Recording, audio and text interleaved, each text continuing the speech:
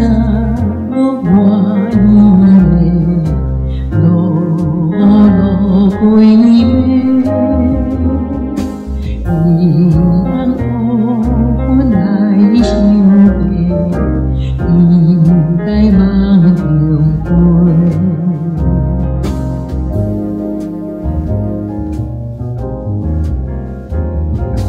vàng đuôi vàng đuôi vàng đi thi đi về bình quê vàng đuôi vàng đuôi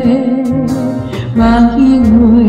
những chim chim quê vàng đuôi vàng đuôi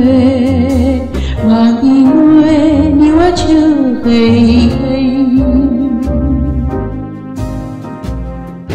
vàng đuôi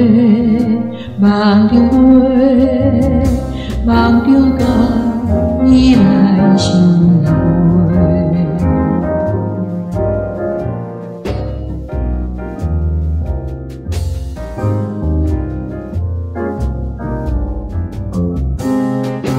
chim đi ta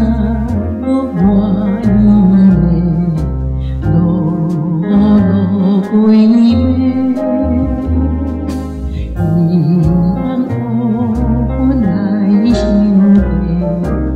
nhìn tay mang đường quê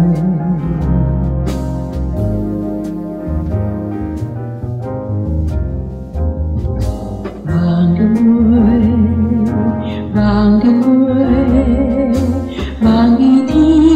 đi về bình quê vàng đuôi vàng đuôi vàng khi ngồi những chim chim quê vàng đuôi vàng đuôi